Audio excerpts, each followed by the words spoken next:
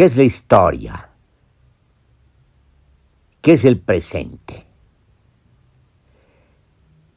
Estas dos preguntas tienen que ver con el tiempo. Pero ya sabemos que no puede haber tiempo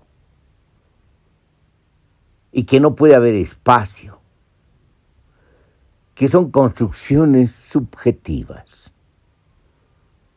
O como llamaba Emmanuel Kant, condiciones de posibilidad del conocimiento y de la experiencia. Es decir, categorías a priori del sujeto. Pero lo que nos interesa es la metáfora de la física relativista y de la física cuántica que hablan del tejido del espacio-tiempo. Que es una metáfora porque hablan de tejido, pero que articula las dos categorías, que pone en entredicho la crítica de la razón pura de Kant. Pero, ¿qué nos interesa de todo esto?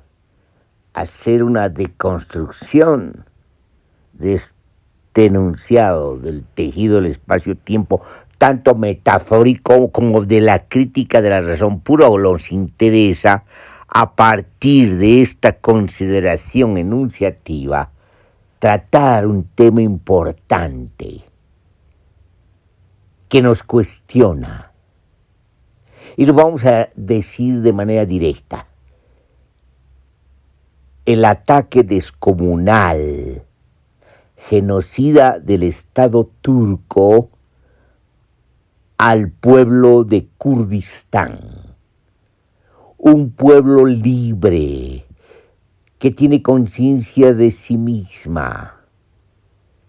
Podemos hablar de una conciencia histórica, pero también podemos hablar de una conciencia transhistórica, en la medida que toma en cuenta la crítica de la genealogía de las civilizaciones y se remonta, para decirlo de ese modo, más atrás, cuando se da curso, inauguración y se construye o se inventa el lenguaje, el fuego, la agricultura, aquello que Lévi-Strauss había llamado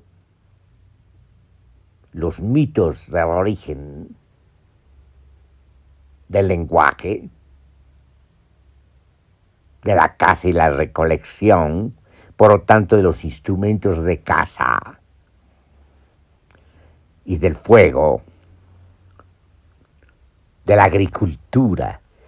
Bueno, estos mitos tienen que ver con el nacimiento, no de la civilización, sino de una anterioridad a la civilización, que es el sustrato mismo de la civilización. Llamaremos a ese substrato la condición transcivilizatoria, la arqueología misma de las sociedades humanas. La civilización más bien es una inhibición de esta potencia social creativa. Entonces, cuando un pueblo es consciente de sí mismo, consciente de esta historia y de esta transhistoria, y consciente a través de una visión crítica de la genealogía y las civilizaciones, es un pueblo libre en el sentido pleno de la palabra. Es libre del mito de la historia, es libre del mito de la civilización, es libre del mito del Estado, es libre del mito del patriarca, que es la invención suprema de las religiones monoteístas para legitimar el nacimiento del Estado, que es precisamente, si ustedes quieren, el comienzo del círculo vicioso del poder, que articula la estructura o la arquiestructura del patriarca que es en realidad un mito religioso, el nacimiento de esta institución de funcionarios, de sacerdotes, que tienen en la cúspide ungido al símbolo, a la encarnación del símbolo, el déspota, dueño de todos los territorios y por lo tanto donde fluyen los tributos que se le pagan, el nacimiento del tributo.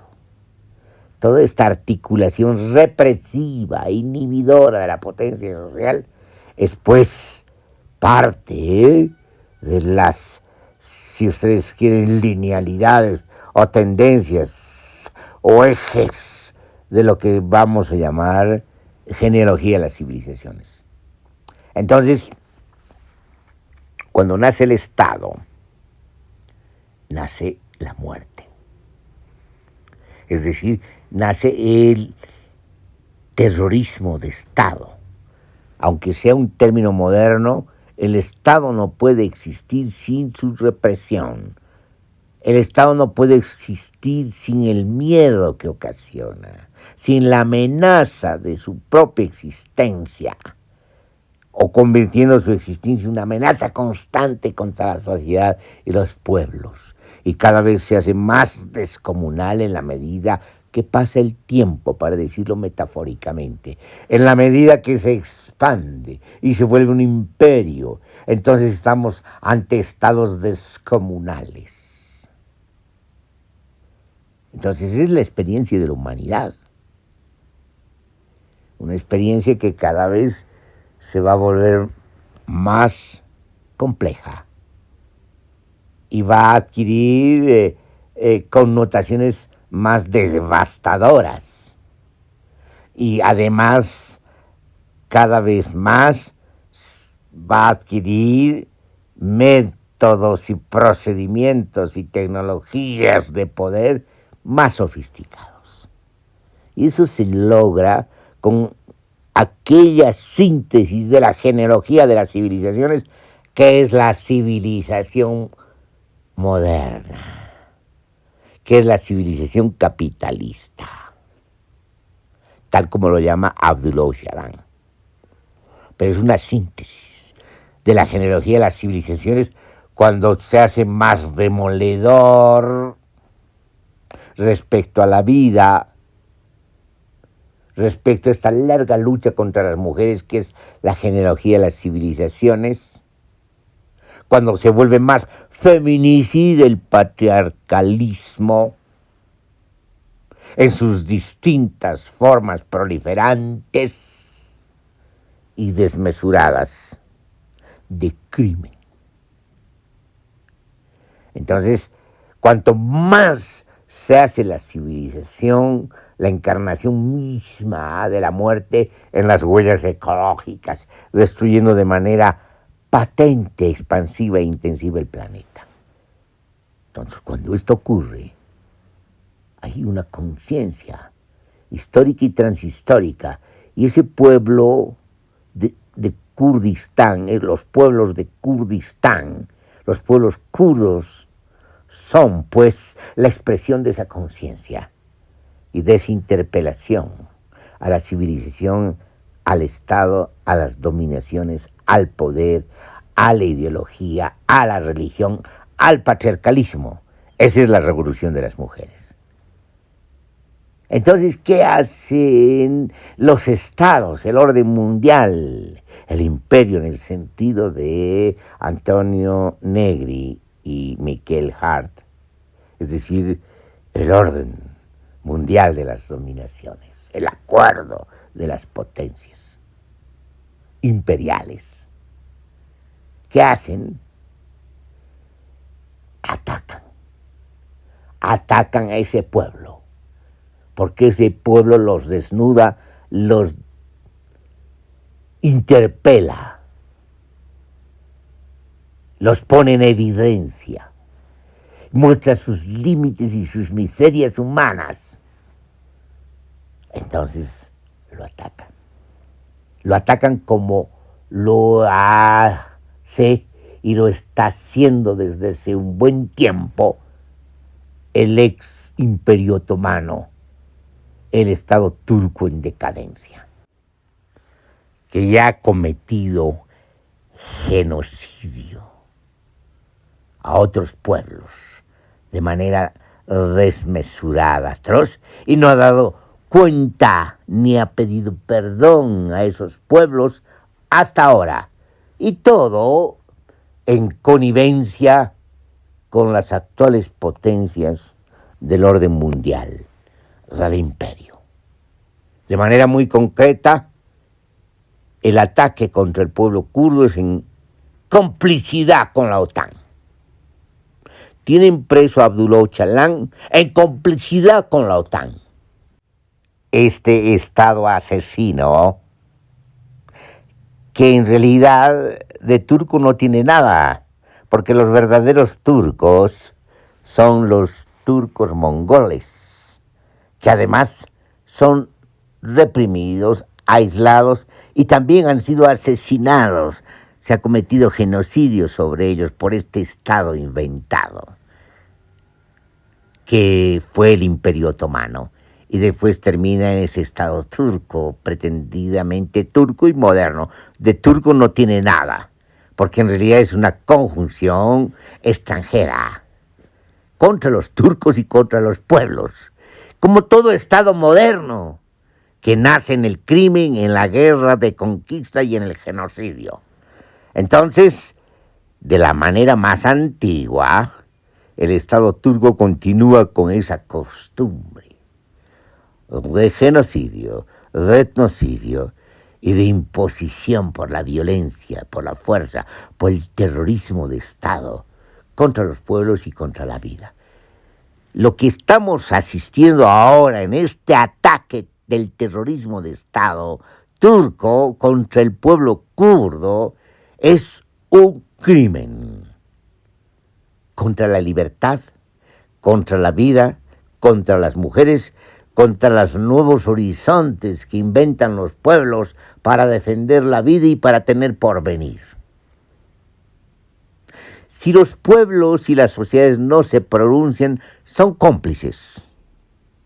Son cómplices de este crimen, y son cómplices del crimen del planeta, del crimen de la vida, del crimen del porvenir de la humanidad. Son cómplices de esta gente que hace de gobierno y que ejerce el poder del Estado y que ejerce el poder del imperio y de sus organismos como la OTAN. Y los otros, porque aquí nadie se salva. El imperio es compartido por el nuevo orden mundial que ahora está dividido y en pugna por dar lugar a un nuevo orden mundial de la muerte. Entonces todos son cómplices, y esta complicidad es la complicidad del crimen y del asesinato, del genocidio contra el pueblo y las mujeres, que expresan desde el punto de vista de la memoria sociobiológica y cultural la vida, la potencia de la vida. En este momento los pueblos tienen la responsabilidad de defender al pueblo kurdo, de defender el porvenir, la vida, y defender el proyecto de las mujeres, de la revolución de las mujeres, que es precisamente la muerte del patriarcalismo, que es este origen perverso del Estado y de la civilización capitalista, que es la civilización de la acumulación abstracta, una acumulación abstracta que han llamado desarrollo y que no es otra cosa que la expansiva hendidura de la huella ecológica en el planeta y por lo tanto la muerte del planeta. Estamos convocados a defender el pueblo kurdo, la revolución de las mujeres, la defensa de la vida y del porvenir.